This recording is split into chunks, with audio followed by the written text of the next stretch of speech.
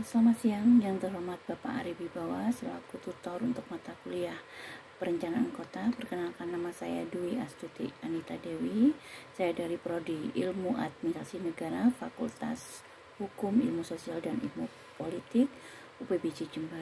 Mohon izin Bapak, pada kesempatan hari ini saya akan menyampaikan terkait pemahaman akan pengertian kota dan perkotaan di Indonesia melalui berbagai aspek tinjauan, baik itu fisik, sosial, dan ekonomi, juga ruang lingkup perencanaan kota, perkembangan kota, melalui perspektif sejarah, konsep, proses, dan dampak urbanisasi. Yang pertama, dampak urbanisasi terhadap pertumbuhan perkotaan. Langsung saja, urbanisasi yaitu pergerakan penduduk dari daerah pedesaan ke daerah perkotaan merupakan fenomena yang berlangsung secara global termasuk di Indonesia. Fenomena ini berkontribusi besar terhadap dinamika pertumbuhan kota baik dari segi fisik, sosial maupun ekonomi. Dan meskipun urbanisasi membawa berbagai keuntungan untuk negara kita seperti kemajuan ekonomi dan peningkatan akses terhadap layanan dan infrastruktur, proses ini juga menghadirkan tantangan yang tidak sedikit. Berikut ini saya sampaikan ada beberapa dampak urbanisasi terhadap pertumbuhan perkotaan. Yang pertama adalah pertumbuhan populasi yang pesat. Salah satu dampak utama dari urbanisasi adalah peningkatan populasi yang cepat di kota-kota besar. Dengan semakin banyaknya orang yang pindah ke kota untuk mencari pekerjaan atau kehidupan yang lebih baik, kota-kota besar mengalami lonjakan jumlah penduduk yang signifikan, dan hal ini menyebabkan kepadatan penduduk yang tinggi, terutama di kawasan pemukiman yang belum siap menampung jumlah penduduk yang terus berkembang. Yang kedua, peningkatan permintaan akan infrastruktur dan layanan. Urbanisasi ini mengakibatkan peningkatan permintaan terhadap infrastruktur perkotaan seperti jalan, transportasi, rumah, air bersih, sanitasi, dan layanan kesehatan.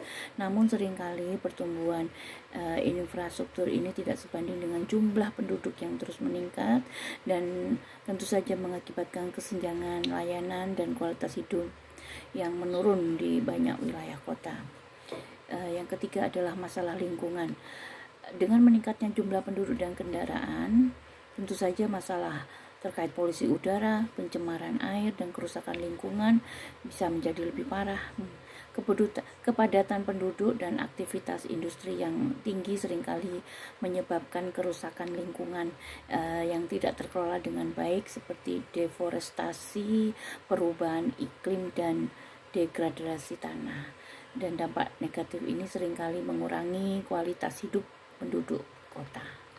Yang keempat adalah perubahan sosial dan budaya. Urbanisasi ini dapat mempengaruhi struktur sosial dan budaya masyarakat. Dari perpindahan masyarakat dari desa ke kota seringkali memunculkan keragaman sosial yang tinggi dengan hadirnya berbagai etnis, agama, dan budaya. Dan hal ini dapat memperkaya budaya lokal, namun juga menimbulkan tantangan dalam hal integrasi sosial dan konflik antar kelompok yang berbeda. Dan yang kelima adalah meningkatnya kesenjangan ekonomi.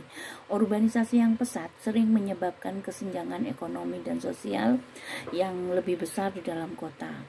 Segregasi sosial seringkali terlihat jelas antara kelas atas atau yang tinggal di kawasan elit dan kelas bawah yang tinggal di pemukiman kumuh atau pemukiman yang tidak teratur. Hal ini tentu saja memperburuk pembagian sumber daya dan memperdalam masalah kemiskinan di kota-kota besar. Dan yang kedua adalah terkait dengan tantangan dan masalah pertumbuhan perkotaan di Indonesia, bahwa terdapat sejumlah tantangan dan masalah yang muncul dalam pertumbuhan perkotaan, di antaranya satu, keterbatasan sumber daya dan infrastruktur. Jadi banyak kota besar di Indonesia seperti Jakarta, Surabaya, dan Medan menghadapi tantangan besar dalam menyediakan infrastruktur yang memadai untuk memenuhi kebutuhan masyarakat yang terus berkembang.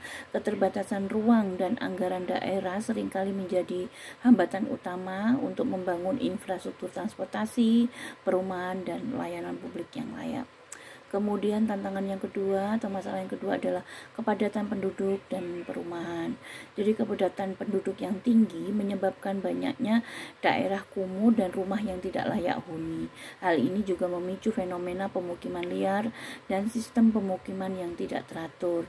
Jadi seringkali tidak memiliki akses yang cukup terhadap pelayanan dasar seperti air bersih, listrik, dan sanitasi. Dan yang ketiga adalah kemacetan lalu lintas. Salah satu masalah utama yang dihadapi di kota-kota besar di Indonesia adalah kemacetan lalu lintas. Dengan bertambahnya jumlah kendaraan pribadi, sementara infrastruktur transportasi publik tidak memadai, kemacetan pun bisa menjadi masalah yang tidak terhindarkan, dan hal ini menyebabkan pemborosan waktu, polusi udara, dan tentu saja kerugian ekonomi. Yang keempat adalah krisis lingkungan. Dampak urbanisasi terhadap lingkungan perkotaan juga semakin nyata. Keterbatasan lahan hijau, tingginya polusi udara, lalu kemudian pencemaran sungai dan laut menjadi tantangan besar bagi pemerintah dalam mengelola dan menjaga kelestarian alam. Selain itu, ketergantungan pada energi fosil untuk transportasi dan industri juga semakin memperburuk kerusakan lingkungan dan juga perubahan iklim. Yang kelima adalah ketimpangan sosial dan ekonomi yang semakin terasa di kota-kota besar. Sementara sebagian masyarakat menikmati fasilitas dan kenyamanan hidup, dan banyak juga yang terjebak dalam kemiskinan dan tinggal di pemukiman kumuh. Pekerjaan informal dan pengangguran menjadi masalah yang terus berkembang yang berpotensi meningkatkan ketegangan sosial. Yang keenam adalah perencanaan kota yang tidak terintegrasi, di mana perencanaan tata ruang atau perencanaan kota yang buruk seringkali menyebabkan pemborosan sumber daya, kurangnya ruang terbuka hijau, serta pembangunan yang tidak sesuai dengan kebutuhan masyarakat. Karena tanpa perencanaan yang matang, kota dapat mengalami kebocoran sumber daya dan kualitas hidup yang menurun. Kesimpulan saya, dampak urbanisasi terhadap pertumbuhan perkotaan membawa keuntungan seperti peningkatan ekonomi dan akses terhadap berbagai layanan, namun juga menimbulkan berbagai tantangan dan masalah, terutama dalam hal kesenjangan sosial, permasalahan lingkungan, dan juga infrastruktur yang terbatas. Oleh karena itu diperlukan perencanaan kota yang matang, integrasi antar kebijakan pusat dan daerah, serta pengelolaan sumber daya alam yang berkelanjutan untuk mengatasi tantangan ini dan mudah-mudahan dapat menciptakan kota yang lebih layak huni. Baik, demikian telah saya sampaikan pemahaman akan pengelolaan kota dan perkotaan melalui berbagai aspek tinjauan. Mudah-mudahan Bapak berkenan dengan jawaban yang saya berikan. Kurang lebihnya saya sampaikan permohonan maaf. Terima kasih Bapak. Sekian.